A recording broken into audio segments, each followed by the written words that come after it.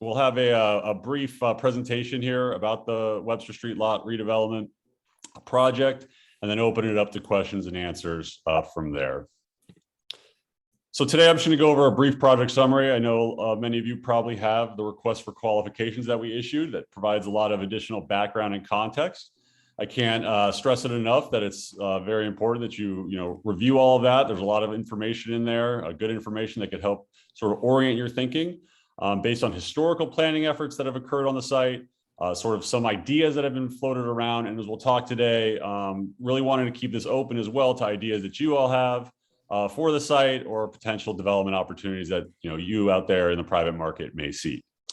We'll go over some of those development opportunities. We'll discuss a few of the pertinent site constraints that we're aware of as part of past planning efforts that will obviously sort of encumber the discussion. Look at potential opportunities outside of the Webster Street lot and how that sort of relates to other opportunities throughout the city, and then dive a little deeper into the RFQ requirements and answer any questions that you may all have. So really what we have here is a transformative opportunity. Not often do you have such a large parcel in the heart of a city center. We're looking at a 5-acre city-owned public parking lot referred to as the Webster Street lot. It's about just a little over a quarter mile from a regional transit station, providing express service to New York City and also other urban centers throughout Connecticut. There is a strong demand in the community for diversified housing, community amenities, commercial office space, particularly that located near transit, and obviously want to be supportive and considerate of retail in the area and figure out how best a potential project here could operate. And really, ultimately, it's a prominent site and a very dynamic urban center. For those of you that are familiar with Norwalk, and for those of you that aren't familiar with Norwalk, this is really a great opportunity and one of the most very vibrant part of our community that has been contemplated for a number of years. There's been a lot of planning that's been done around this particular project, and what we're hoping to do is to identify a partner or multiple partners to sort of help navigate some of the challenges that have been identified on the site towards ultimate redevelopment. So just to provide a little context in terms of where it sits within the city of Norwalk and some of the other development opportunities that have been going on, you have the Webster Street block right here. This encompasses the city-owned site. You have the relatively recently constructed Sono Collection, a new mall here in Norwalk. It's been generating a lot of traffic and a lot of good benefits that would be adjacent to the potential development site at Webster Street. We're doing active transit-oriented development planning around the South Norwalk train station, which you'll note is just that little over a quarter mile away from the Webster Street block. There's a number of ongoing projects referred to as Soundview Landing, which is a dynamic mixed income project that has been online and been very successful. You have the Waypoint District, which is actually to the north, but it looks a little bit to the, I guess, west it would be in this picture. That is also a number of multifamily opportunities, mixed use developments that have been successful. And same goes for the East Norwalk TOD. There's been a lot of recent development in that area focused around the train station and improving the overall connectivity, obviously, along the Metro North rail corridor. In terms of the Webster Street lot specifically, this map you may recall from the RFQ document, the green area is what is currently city owned. You have other properties that are private property that offer potential. Obviously, that's not part of this specific engagement, but it is something that may be of interest for discussion to a potential developer of the city-owned portion. And then a variety of aspects for public space and how this sort of sits. If for those of you that aren't familiar, Washington Street here is a really active retail, bars, restaurants, and also in just a mixed use environment. So this is really trying to support a number of things that we'll discuss, a number of community goals. But as it currently stands, this is a 650 space, give or so, surface parking lot right in the heart of the city center. So as you all probably have noticed in the RFQ materials that have been issued, there are a number of issues and constraints that sort of surround the project, that have surrounded it for a number of years. And what we're really looking to do is to structure a public-private partnership to make it work. So we have the private development opportunity, which will be, largely discussed and defined and negotiated through any sort of partnership, but also trying to figure out how the city of Norwalk and the Norwalk Redevelopment Agency can help structure public assistance to address some of the site constraints that we'll discuss and that are also included in the RFQ. So to that end, I just want to again reiterate the importance of the supporting documentation to the RFQ, the request for qualifications we issued. There's a number of planning studies and other concepts that are offered in there. And again, these are just concepts just to provide you a better understanding of what has been done to date and set some sort of tone or framework for sort of how you could be thinking about things. But again, we are open. We want to really see what ideas are out there and what could be done in today's current market. In terms of site constraints specifically, I'd refer, there's a memo that was done actually by my predecessor at the Redevelopment Agency a while back, referring to issues and constraints, where it kind of talks about some of the items, such as the required replacement of 650 public parking spaces on the site, a number of easements for utility and access, the various urban design guidelines and requirements, and also sort of new things that have come up and really focused for us to help work with the potentially selected future developer or preferred developer for this site to really create a strong hub for employment growth and potentially high growth industries. So that is a large component of the RFQ in terms of what we're ultimately thinking for evaluation criteria of a preferred or a potential developer. So in terms of additional and future opportunities, this is just a contextual set of information here in terms of what we're looking at for Webster block. Here is an aerial image that you can see of the block, looking for the acquisition and redevelopment of these underused properties, taking a look at how it orients with the train station. Our agency is currently leading and working with the community in South Norwalk regarding the redevelopment of the area immediately around the station at South Norwalk, the South Norwalk Transit Oriented Development Area. For TOD mixed income development that would sort of be complementary to what we're trying to do at Webster block. So I think it's really opened it up to opportunities, and really interested to hear what you all think in terms of what you could propose for the site. So again, here's just sort of the corridor that I was referring to. You have the city-owned Webster Street block. You have various publicly controlled assets here. We have the Housing Authority property it's the south. Again, looks like it's to the east on this map, and then also the South Norwalk Electric and Water facility, power generation facility that is no longer in operation for that purpose. It sort of serves as admin. So we're looking at potential ways to redevelop this site. But for our specific engagement, what we are focused on is Webster Street block. Again, this is just for contextual information about what's going on along the corridor. So really with the RFQ, we're looking for a development team that has demonstrated experience in navigating, structuring, building, and managing successful public-private partnerships. We want a solid experience and track record of building marketable real estate, people skilled or a group skilled in leveraging public assistance to meet goals. And this component is really the crux of the public-private partnership. And this is what we're going to be making ourselves available from a technical assistance perspective to help pursue those resources that may address potential funding gaps, that may address infrastructure concerns, zoning as it currently exists. We're really looking for a partner to work together to navigate some of these challenges that you may be already identifying in your due diligence on the site. And one of the key goals, apart from obviously activating this space to a higher and better use, is to attract employers from high growth industries, as we feel that really supports the value proposition for public investment in the site. So you'll notice there was a number of evaluation criterion placed in the RFQ. We just wanted to kind of go over it contextually. Again, you'll reference the RFQ. That is the primary guide to the procurement. We're going to be looking at the composition of your development team based on the years and types of experience they have, sort of the diversity of services your team can provide, obviously financial capability to complete the project, along with a number of references that will be important for us in our evaluation. And really, we're just looking for firm or group of firms that have experience to successfully undertake this project. We're looking for, experience with similar scale redevelopment, successful incorporation of public space into past development projects, and a capability to fulfill the residential commercial components and just deliver the project on time and on budget, and have a clear understanding of what we're all trying to do and an ability to work together toward that goal.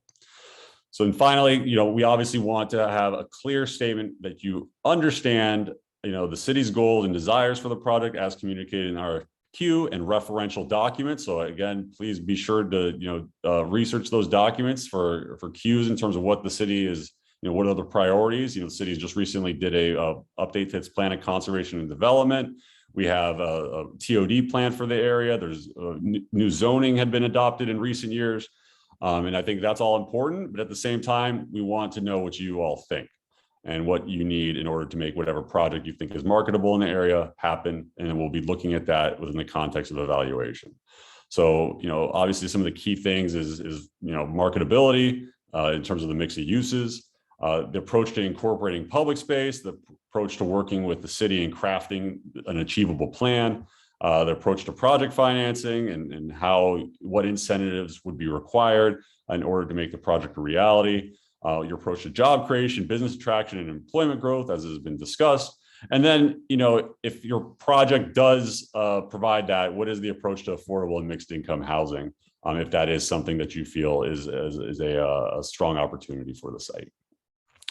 So in terms of the schedule, we're here today for the pre-bid conference. Moving forward, we have another deadline that's upcoming for submitting questions to staff. That's Thursday, October 21st. And we're looking for proposals and responses to the RFQ by Friday, November 5th. So that's all detailed in terms of the schedule in the full RFQ. So with that, we do have a project contact. It's Jonathan Hopkins who's on the call. So if there are, we'll open it up for questions and answers here now. But if there are questions that come up afterwards, this is the contact information that you'll want to use, jhopkins@norwalkct.org. And then we will be placing new information as available on our website at norwalkredevelopmentagency.org in the for vendors section, where the current RFQ sits with the fact sheet and all of the addenda or anything that comes out of this, this procurement. So with that, I will conclude my formal presentation, and I'd like to open it up to the group for any questions that you may have.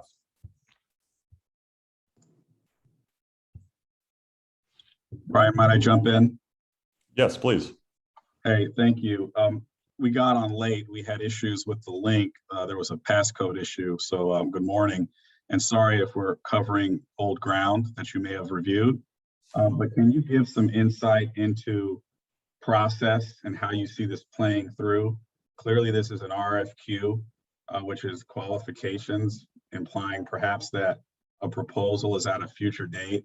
My understanding is there are some complexities to making this deal viable in terms of negotiating with third parties, the city being one, but also adjacent owners. How do you propose that public-private partnership to work to navigate land use to make this this site developable with a developer? Yeah. Thank you for that question. And if you could just identify yourself for the record, so we just have we could make a note. Eve Joseph, RJ Development. Okay, great. Thank you. So yeah, that's a great question. So in terms of what we envision, yes, this is the first stage. This is the RFQ, a request for qualifications. The intent is to identify a firm or a group of firms that are qualified in terms of the city's perspective to potentially work with on development of the site towards the development of a request for proposals of that selected bench effectively. So yes, it's a two-stage process that we're envisioning. And it's really designed to your exact point in terms of the various complexities that are encumbering this lot. It's going to be an active public-private partnership. We are going to need to be working together with the selected firms to figure out how to navigate some of these challenges, both from a site constraint perspective, but also a financial perspective. And we're well aware of that. And we want to make sure that we structure the process in accordance with the demands on the site. So what we envision is that whatever, the firms that get selected or advanced, should there be any that sort of it makes sense, we will be in active discussions in terms of the development of that RFP to figure out how that looks. And then from there, I mean, that's obviously still up for discussion, and we need to sort of frame that out once we sort of identify the general interest in the site. Does that answer your question? It does, very clearly. Thank you. Great. Hi, this is Eva Ehrlich from Trinity Financial. I just wanted to ask, I know the goals of this redevelopment site as stated in the RFQ are, for mixed use and, vibrant redevelopment, and obviously the replacement parking, the 650 spaces. But I just wanted to ask if the redevelopment agency has specific goals in mind in terms of square footages or unit counts for the commercial, retail, and residential programs that were referenced, or if that's to be determined through the planning process once a party is selected or parties. Yeah, so that's exactly it. So yeah, we don't currently have anything specific in mind. We provided a lot of that just as contextual information on what are the types of things that have been discussed in the community to date and the planning, but we are open to what firms think is marketable at this location at this time. So, and then from there, it'll obviously be a selection process to figure out what aligns with those community goals best and the evaluation criteria. But the actual development program in terms of a specific a development program would be in the RFP, the subsequent RFP that I mentioned. Thank you. No problem.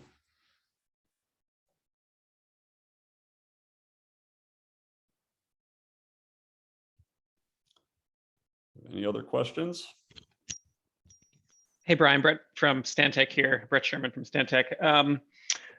Can you detail a little bit about the selection process? Would it be the redevelopment agency that is shortlisting it, or would there be some input from economic development or other agencies in the city? Yeah, so we'll be working very closely with economic development and city staff in general, given the complex nature sort of the site. So yes, the selection panel will be comprised of people from the redevelopment agency and also the city of Norwalk. Gotcha. Thanks. Yep.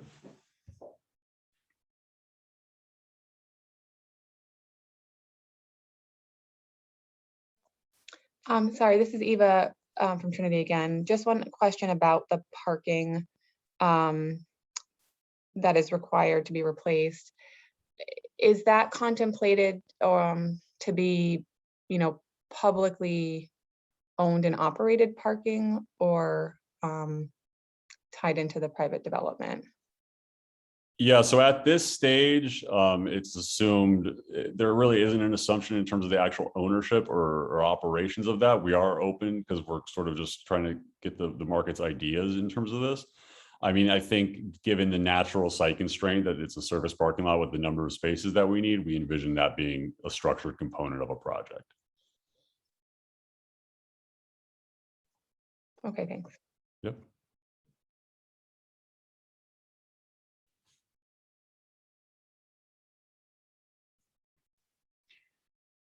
To follow up on Ava's question, Brett again from Stantec, understood on the structured aspect of the likely replacement parking here. Is does the city have a perspective on that, whether that's paid parking or remains city-owned parking or available for for general purposes? Yeah, so we envision just as additional background, the requirement to provide 650 public parking spaces carries on in perpetuity with the site. Based on initial review, those can be charged for, and they are obviously today.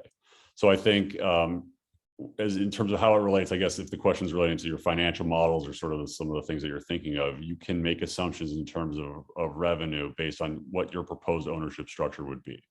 We're open to different options because that's sort of what we're evaluating at this time. So there's nothing hard and fast on our end in that regard, but it would just need to be reflected in your financial plan, how you intend to operate and all of that, of the actual facility and what ownership you would need to make the pro forma work. Great, thanks, Brian. Yep.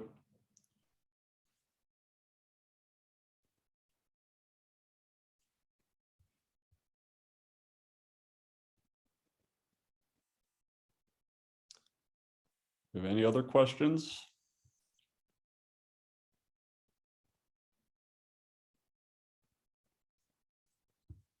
All right. Well, if I was abundantly clear and there are no other questions. Yeah, we got one. Good. Yeah, and again, I jumped on a little late with the past issue, so you may have covered this ground. What is your outlook in terms of timing? I understand it's rough and, it cannot be precise inherently, but RFQ to RFP, selection, development, delivery, how are you thinking about time? Yeah, no, it's a great question. So I think, in terms of timing, the RFQ stage, there's obviously a number of unknowns, right? In terms of we're going to be taking a look, we've asked a relatively open question to the market in terms of the evaluation, but I would expect the evaluation would occur actually in terms of identifying, qualified developers in a number of months, just a few months is what I'm hoping for in terms of our general timeline. Sure. From there, probably another 3 months to develop an RFP or 3 to 6 months, depending on sort of the input that we receive once we get the proposals back. So we're looking, at the upper end of 9 months at that point. And then probably, I would say, another 6 to 12 months to sort of negotiate, select, and deal with all of that. So you're looking probably 2 years out in terms of selecting through the proposal phase and figuring all that. And then whatever that looks like from a construction perspective from there, based on your project. Very helpful. Thank you. Yeah, no problem. And will parties have to be invited to the RFP, or if a party doesn't respond to the RFQ, will they be able to respond to the RFP when it's issued? We haven't made that determination yet, but the intent as it stands is that the RFP would only be available to those who have responded and been selected at the RFQ stage. Great, thanks. One more question before we hang it up here. Sounds like we're getting towards the end. Okay. Does the agency have a perspective on project structuring? Your fee simple versus long-term ground lease. I understand the public-private partnership intent, but just from a transaction perspective, has that been decided upon, or is there any flexibility there? That hasn't been decided, and I would impart flexibility at this stage. So if there's a particular arrangement that you think would work best for your particular project, I would put it forth. Okay, terrific.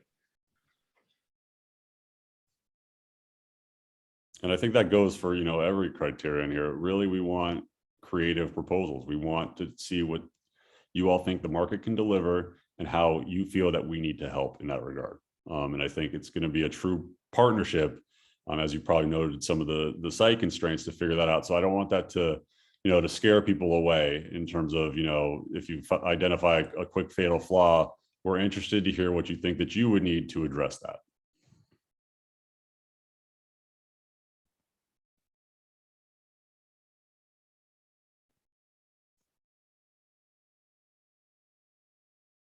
Anything else? I know sometimes people's questions spur ideas and other questions, so I'm happy to answer anything that you all have in mind.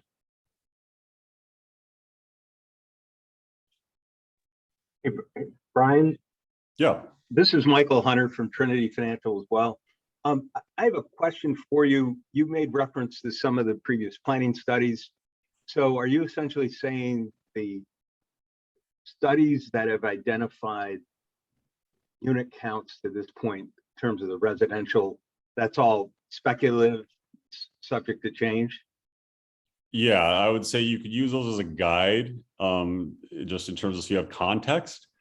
But yeah, it's really it's an open question in many ways in terms of what we think, what can be delivered from a marketing perspective, rather than try to stamp down what we think would work. We're really interested in hearing what the market thinks could work, because we want to have a strong public-private partnership in that regard. Great, thank you. Yes.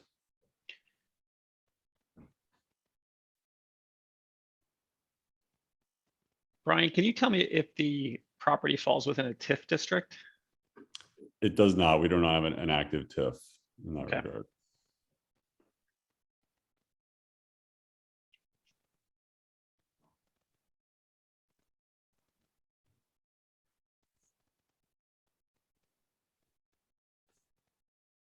Anything else?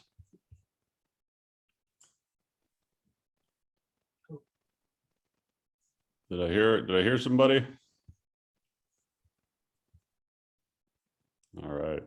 So sort of just going in, just so to reiterate the project schedule, again, having the pre-bid conference today, we will post this video on the site once it's available for download. The second deadline for submitting questions is on October 21st. So please send them and we will respond promptly via our website. We'll issue addenda there. And then we're looking for proposals to the RFQ by Friday, November 5th. So happy to obtain any feedback that you have in the interim. Again, send questions to Jonathan Hopkins at jhopkins@norwalkt.org.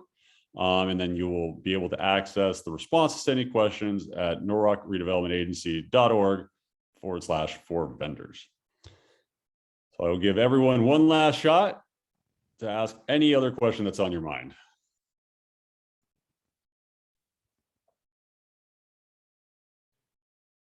All right, well, very good. Well, thank you all so much for joining. We're really encouraged and happy to see all the interest that's in the site and look forward to your proposals. Thank you.